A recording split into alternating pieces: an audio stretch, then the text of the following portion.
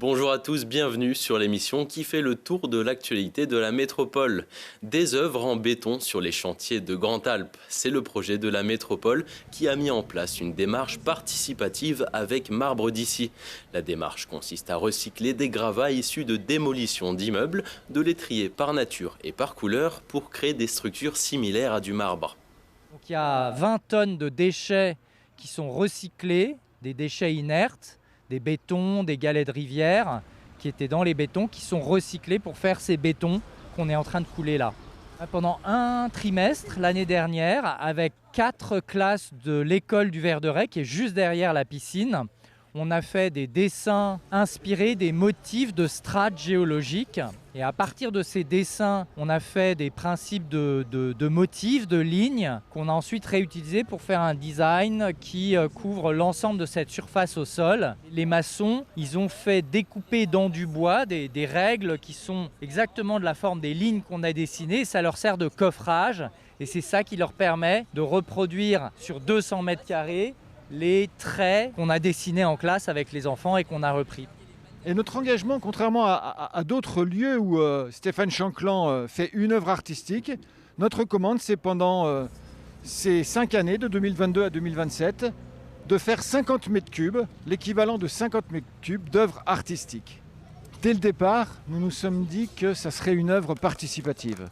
Et puis c'est la démarche de l'artiste, Stéphane Chanclan. Nous souhaitions que les enfants, notamment des classes de CM1, CM2 du Verderet, puissent participer à la conception et réalisation des œuvres artistiques. En tout, 100 tonnes de gravats seront transformées et d'autres œuvres accompagneront les projets de transformation des espaces publics, comme sur la place Nibias à Balsagaré à la Villeneuve ou sur le parvis de la gare à Échirolles. Les justes et les résistants du Fontanil-Cornillon et de Le Gois ont été honorés pour leur courage et leur engagement, qui ont permis de sauver des enfants juifs de la barbarie nazie. La métropole et les communes ont organisé 2 cérémonies commémoratives nommées canopées. Des arbres de la mémoire ont été plantés et des plaques commémoratives posées en hommage à Marie-Louise et Louis Mangin pour le Fontanil-Cornillon et Anne Wall, Ginette et René Ruel, ainsi qu'Hélène, André et Georges Guidy pour le gars Prélenfait. François Hollande était jeudi en Isère pour une conférence à Sciences Po et une séance de dédicace à la librairie Artaud. L'ancien président a aussi fait un détour à Pont-de-Claix aux côtés de Christophe Ferrari, président de la métropole et maire de la ville, pour rencontrer les salariés de Vancorex. Et ce que j'ai voulu connaître, c'était quelle était la réalité de cette démarche qui est engagée par des salariés à travers une société coopérative. Je trouve que le processus est utile à condition qu'il y ait des financements privés indispensables et l'État. Et il y aura l'État que s'il y a des financements privés. Donc le rôle maintenant, ça ne veut pas dire que l'État doit se désengager, au contraire, il doit se réengager, c'est d'aider à la présentation de ce projet pour qu'il montre qu'il y est intéressé et qu'il peut même être demain un partenaire utile. Et que, deuxièmement, des acteurs privés puissent être à ce moment-là intéressés par une participation. C'est ça l'enjeu. Mais le temps est court. Ce que j'ai compris aussi, c'est qu'il y a urgence.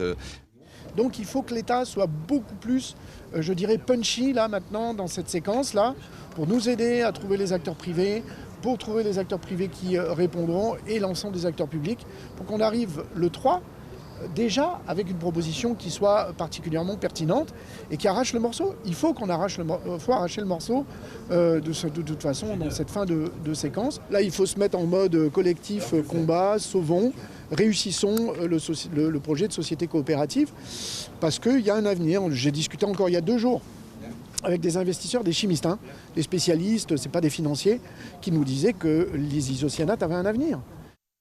La métropole de Grenoble s'est dit prête à investir dans la société coopérative d'intérêt collectif, le projet de reprise du syndicat CGT de Vancorex.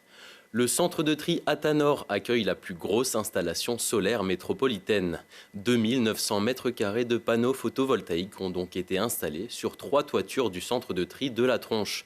L'électricité produite est estimée à 600 000 kWh et sera injectée sur le réseau et vendue à EDF. Aujourd'hui, la métropole dispose de 7 000 m² de panneaux solaires. D'autres projets seront lancés en 2025. L'objectif de la métropole est de se doter de 35 000 m² de photovoltaïque d'ici 2030. Merci d'avoir suivi Métropole Hebdo. Retrouvez-nous en replay sur télégrenoble.net. Très bon week-end à tous.